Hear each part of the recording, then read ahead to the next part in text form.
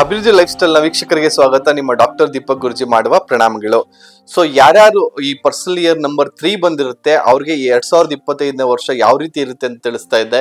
ಮೊದಲಿಗೆ ಯಾರ್ಯಾರು personal year number ಯಾವ ರೀತಿ ಕಂಡುಹಿಡಿಯೋದು ಅಂತ ಗೊತ್ತಿಲ್ಲ ಅಂತಂದ್ರೆ ಅದನ್ನ ಫಸ್ಟ್ ತಿಳಿಸ್ಬಿಡ್ತೀನಿ ನಿಮ್ಗೆ. ಸೊ ನಿಮ್ಮ ಡೇಟ್ ಆಫ್ ಬರ್ತ್ ಎಕ್ಸಾಂಪಲ್ ಕೊಡ್ತೀನಿ.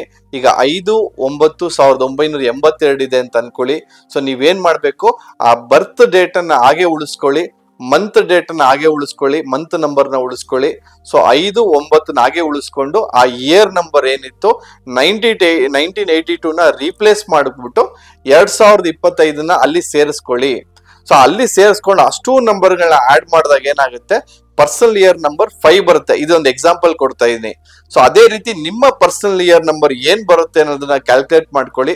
ಇದೊಂದು ಸಿಂಪಲ್ ಕ್ಯಾಲ್ಕುಲೇಷನ್ ಮಾಡಿದ್ರೆ ನಿಮ್ಮ ಪರ್ಸನಲ್ ಇಯರ್ ನಂಬರ್ ನಿಮ್ಗೆ ಗೊತ್ತಾಗ್ಬಿಡುತ್ತೆ.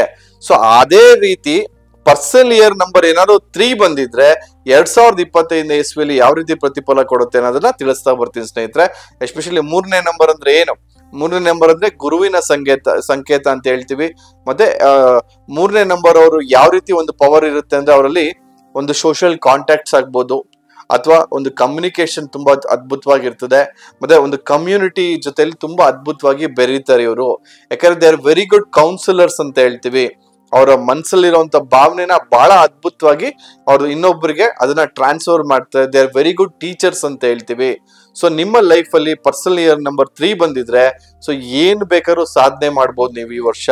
ಒಂದು ಹೊಸ ಮನೆ ಆಗ್ಲಿ, ಹೊಸ ಒಂದು ಕಂಪನಿ ಆಗ್ಲಿ, ಹೊಸ ಒಂದು ಏನೋ ಒಂದು ಬುಕ್ ಬರೀತಾ ಇದ್ದೀರಾ, ಅಥವಾ ಯಾವ್ದ್ರದ್ದು ಒಂದು ಆಥರ್ ಆಗ್ಬೇಕು ಅಂತಿದ್ದೀರಾ, ಅಥವಾ ಒಂದು ಬ್ಲಾಗ್ ಅನ್ನ ಬರಿಬೇಕು ಅಂತಿದ್ದೀರಾ, ಅಥವಾ ಒಂದು ಕ್ರಿಯೇಟಿವ್ ಕಂಟೆಂಟ್ ನ ಕ್ರಿಯೇಟ್ ಮಾಡ್ಬೇಕು ಅಂತಿದ್ದೀರಾ, ಅಥವಾ ನಿಮ್ದೇ ಒಂದು ಕೋರ್ಸ್ ನ ಕ್ರಿಯೇಟ್ ಮಾಡ್ಬೇಕು ಅಂತಿದ್ದೀರಾ.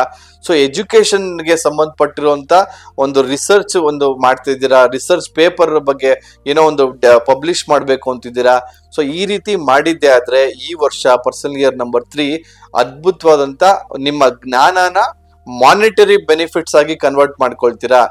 ತಲೆಯಲ್ಲಿ ಬರೀ ಜ್ಞಾನ ಇಟ್ಕೊಂಡ್ರೆ ಸಾಲದು, ಆ ಜ್ಞಾನ ನಮಗ್ ಸರಿಯಾದ ರೀತಿಯಲ್ಲಿ ಬಳಕೆ ಆಗ್ಬೇಕು. ಅಂದ್ರೆ ನಿಮ್ಮ ಜ್ಞಾನನ ಒಂದು ಕೋರ್ಸ್ ರೂಪದಲ್ಲಿ ತಯಾರಿ ಮಾಡ್ಬಿಟ್ಟು ಅದನ್ನ ನೀವು ಮಾರ್ಕೆಟಿಗೆ ಬಿಟ್ಟಿದ್ದೆ ಆದ್ರೆ, ನಿಮ್ಮ ಜ್ಞಾನನ ನೀವು ಮಾನಿಟೈಸ್ ಮಾಡ್ಕೊಂಡಿದ್ದೆ ಆದ್ರೆ ನಿಮ್ಗೆ ಒಳ್ಳೆ ಮಾನಿಟರಿ ಬೆನಿಫಿಟ್ಸ್ ಬರುತ್ತೆ. ಅದರಿಂದ ಒಳ್ಳೆ ಸಾಕಷ್ಟು ದುಡ್ಡು ಬರುವಂತದ್ದು ಆಗುತ್ತೆ.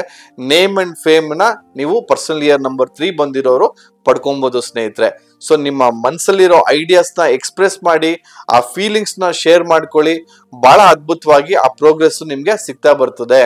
ಸೊ ಯಾರು ಪರ್ಸನಲ್ ಇಯರ್ ನಂಬರ್ 3 ಬಂದಿದ್ರೆ ನಿಮ್ಮ ಥಾಟ್ಸ್ ನ ಮಾನಿಟೈಸ್ ಮಾಡ್ಕೊಳ್ಳೋಕೆ ಬಹಳ ಅದ್ಭುತವಾದಂತ ವರ್ಷ.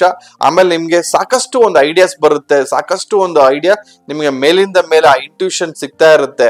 ಬಟ್ ಐಡಿಯಾನ ಸುಮ್ನೆ ಎಲ್ಲೋ ಒಂದ್ ಕಡೆ ಆಮೇಲೆ ಮಾಡೋಣ ಬಿಡು, ಇಮೇಲ್ ಮಾಡೋಣ ಬಿಡು ಅಂತ ಹೇಳ್ಬಿಟ್ಟು ಕೇರ್ಲೆಸ್ ಮಾಡಕ್ ಹೋಗ್ಬಿಡಿ. ಅದನ್ನ ನೀವ್ ಏನ್ ಆ ಪ್ರಾಜೆಕ್ಟ್ ನ ಕೈಗೆತ್ಕೊಂಡಿದ್ದೀರಾ ಅದನ್ನ ಕಾರ್ಯರೂಪಕ್ಕೆ ತರುವಂತದ್ ಮಾಡಿ.